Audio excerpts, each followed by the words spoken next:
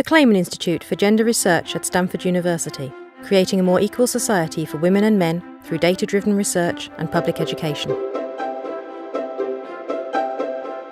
What we've tried to do in our research is look at two broad explanations for what explains when police are going to show up and use force, use arrest, and so on.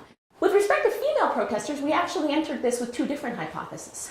The first was that women, because they're more likely to be stereotyped as communal and less agentic, will be considered less threatening and therefore treated more gently by police. Our sort of alternative hypothesis here was that actually it's going to go the opposite way, that female protesters, because they're violating this norm of behaving in a communal and a gentle manner, are going to be penalized much more heavily for this. So we wanted to look empirically at that.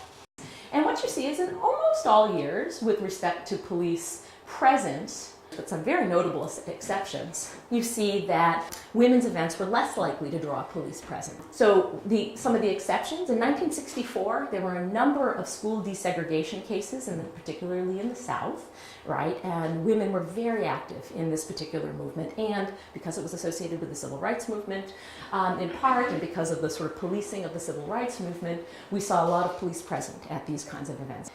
The 1976 peak is associated with the Equal Rights Amendment and protests about the Equal Rights Amendment. 1983 was a really interesting year because of the women's peace encampment that took place in Seneca Falls, which is in upstate New York, and this is the location of one of the largest nuclear arms repositories in the country at that time.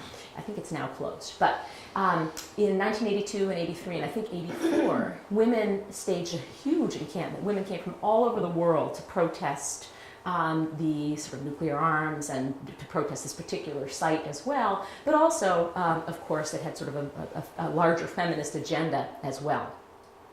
And then in the 1989, we have some abortion events that were met with a lot of police presence as well. So in these periods when there were a higher proportion of police presence at women's events, we can sort of see what kinds of events explain that.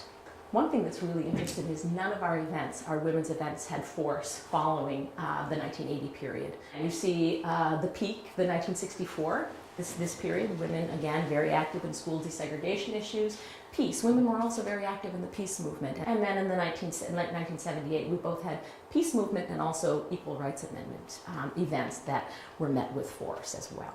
We still see the opposite with respect to police presence. We see that the women is the red line on the bottom, a lower predicted probability of police presence, and again, both decrease over time, but the gap is still there. Even controlling for the use of all of those kinds of very situational tactics and things that might cause a high degree of threat to police, women are still less likely to draw police presence to their events. With respect to arrests, similarly, women much less likely. One of my favorite events from the data set with respect to this was this event that took place in 1968. And women were described in this newspaper article of going on a rampage in welfare centers in New York. They were ripping phones off walls, throwing tables and chairs, throwing files around, and the police are described as standing there and looking on, and no arrests were made. With respect to force, we see actually, of course, here again that the gap is narrowing over time. But again, we see that women's events are much less likely to be met with force. And so holding constant all of these standard indicators of threat, in particular situational threat, at a protest event, we find that female protesters were much less likely to. That these sort of gender stereotypes, I think, persist, even when women behave in a counter-normative and agentic and political fashion.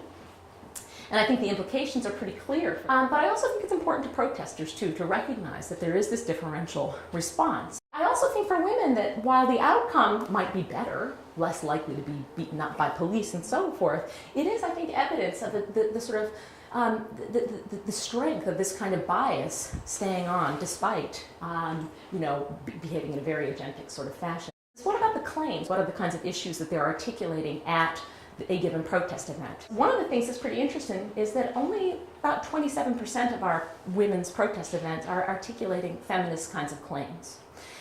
Peace was, of course, another big one, as was education. peace movements for big abortion and social welfare. This other category is a huge catch-all category of a lot of different things, from anything from death penalty to victims' rights to claims about apartheid, for example, are in here too, but all other kinds of claims.